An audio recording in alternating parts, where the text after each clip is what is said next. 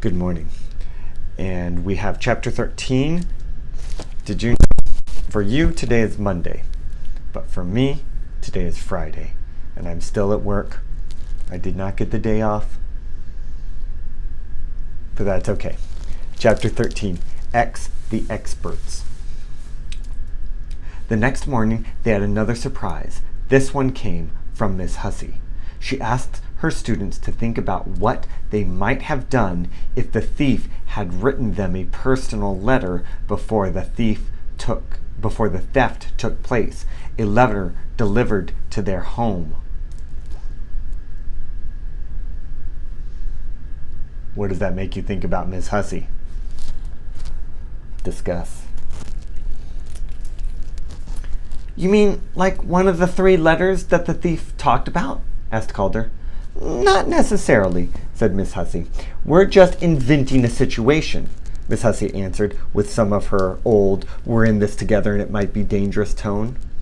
Hearing the undercurrent of excitement, her class grew quiet. Miss Hussey went on to explain that this letter would have asked anonymously for their help.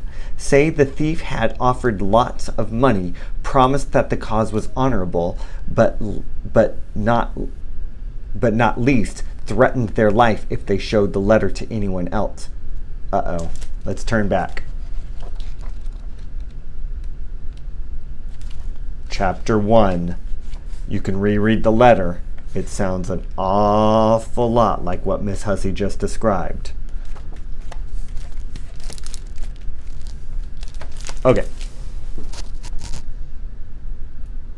Petra scribbled Calder a quick note. The letter that blew away from me that day on Harper Avenue. It sounded just like this, except I didn't get to finish it, and I don't remember the threat. As Calder read Petra's note, Miss Hussey was saying, "This is a question of judgment. It's not clear in the letter if the thief is good or bad. I'm interested in what you might do. And Calder, could I please keep that?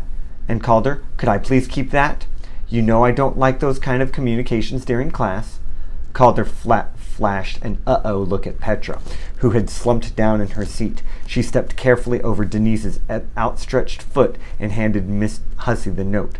She popped it in her pocket. Although she knew Miss Hussey wouldn't be angry, Petra had a queasy feeling.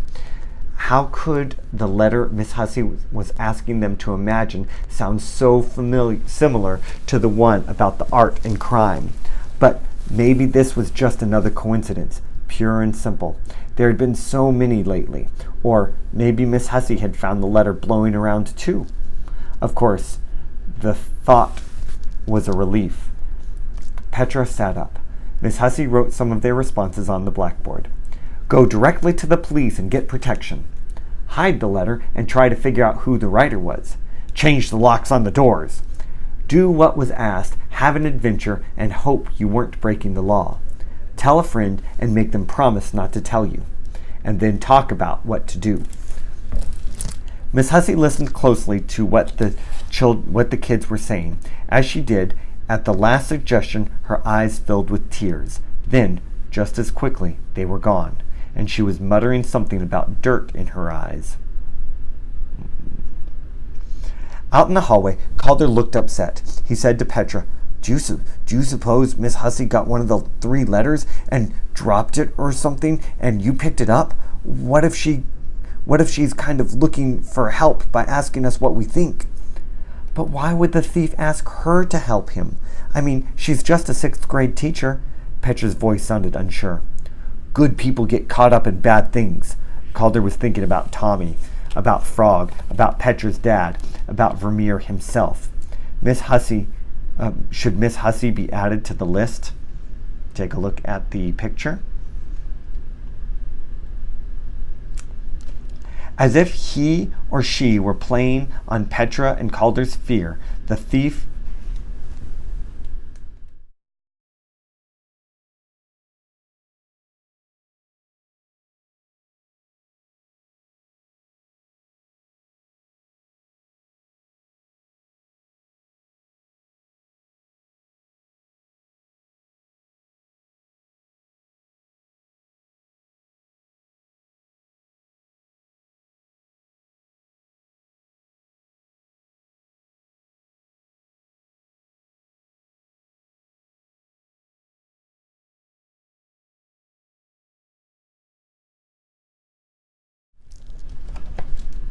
Pretty interesting, huh? Did you see any frogs? Did you see any pentominos? All right. Did you see any lions? Good. As if he or she were playing on Petra and Calder's fear, the thief resurfaced the next morning, a full-page ad in newspapers around the world. After the thief's first published letter, the fuss over a lady writing had been tremendous. The catchy phrase, "You will come to agree with me," the message found inside the packaging box after the painting was stolen, had been picked up everywhere. It appeared spray-painted on subway cars, on walls, and on sides of buildings in New York City, in Chicago, in Tokyo, in Amsterdam. It turned up on cheap T-shirts in English, Dutch, French, Spanish, even Japanese. Demonstrations were organized outside several museums, and protesters were photographed marching and shouting. There was footage on the evening news of signs that said things like, "Tell the truth, get her back," or "X the experts," or "Viva Vermeer, solamente la verdad." Museum officials had days when they had to scurry, protected by police, through noisy crowds to get to work. It was after this first wave of passion began to die down that the first full page appeared. It simply said, "You are doing the right thing." Sure enough, the response from the public was instantaneous. There were more mail. There was more publicity. The next time the public seemed to be losing interest, another message appeared saying, "Be patient. Do not give up." This was followed by a flood of letters. The ad that Calder and Petra read before the school that morning in the Chicago Tribune said, "You have come to agree with me. They will come to agree with you." In tiny print below the letter, FBI editors, under pressure from the FBI, the police, and the Committee of Museum Directors, explained that they would not publish any more of the mysterious advertisements. This was the last. The first advertisement had been mailed from New York a week after the theft. The second from Florence, which is in Italy, a week after that. And the third from Amsterdam, which is in the Netherlands, in Northern Europe. The thief almost seemed to be showing off, thumbing his nose at the authorities. Miss Hussey said nothing to Petra that morning about the note that she had pocketed the day before. Maybe she hadn't even read it, Petra thought with relief. Class began with a discussion about the thief's latest ad. Miss Hussey asked, "Why do people assume that the thief is just one person? I mean, couldn't this be a group?" She was absent-mindedly twisting her ponytail around one thumb. Calder raised his hand. Don't the police think that 3 other people are helping?" "I don't know," Miss Hussey said. "Do they? I guess it depends on what is considered helping, and whether those 3 letters even exist." She looked so genuinely concerned that Petra and Calder began to wonder if they had jumped to silly conclusions the day before.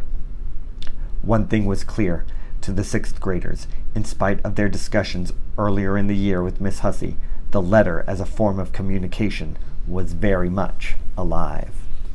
Bom, bom, bom. All right. Chapter 14 tomorrow. Thumbs up.